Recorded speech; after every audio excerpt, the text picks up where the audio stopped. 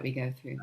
That's the other really great thing that happens here. It really it reveals the kind of universality, the Catholicity of the human condition.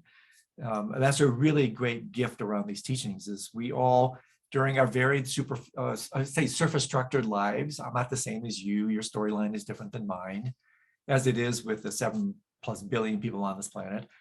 But it's very interesting, you go to an ER, a hospital, and when everybody dies, everybody flatlines.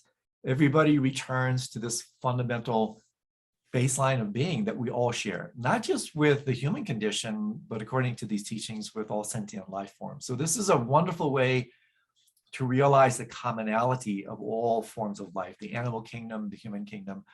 And therefore, these teachings really, for me, one of the great benefits is they show how much what I learned about myself applies to others. And this becomes really practical and helpful when you're with others that are dying. I work a fair amount in the death and dying community.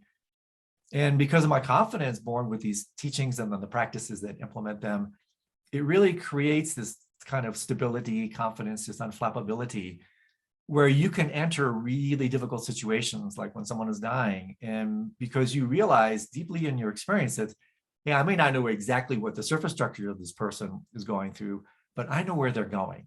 I know what's actually happening to their heart and their mind. And therefore, that kind of confidence becomes really contagious, and it actually permeates the environment.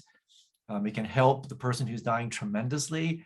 It can help caretakers because you develop this kind of fearlessness. Fear is born from ignorance. We're always afraid of what we don't know.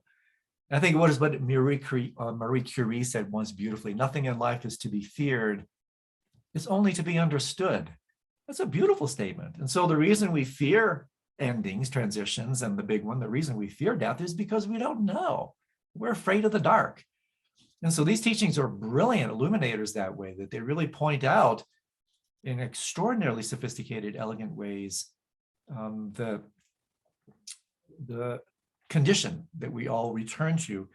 And that, again, it's not just something mere kind of spiritual rhetoric. You can experience these sorts of things in your practices. And that's where the confidence is really born, when you really have these experiences in your life now and you realize, whoa, I get this. And therefore you transform in this kind of tantric or alchemical way, arguably the greatest obstacle in life, which is the end of it, right? You transform that obstacle into a tremendous opportunity. And so I playfully say, literally armed with these teachings, death becomes a once in a lifetime opportunity, right? And so what a game changer this is, right? Instead of all this trepidation and fear and anxiety, all born from not knowing, ignorance, now it's like, whoa, that is replaced with anticipation. And that's why they say the great practitioners, the great yogis, actually look forward to the end of life, not in a weird kind of suicidal way, not at all, but as a way that to understand that they have this tremendous opportunity when the fluidity of the mind is released from the limitations of the body. And that if we can kind of ride and float the current of this fluidity, that's a big deal. That's a game changer. Then we really can have control over what previously had total control over us. That's no small thing.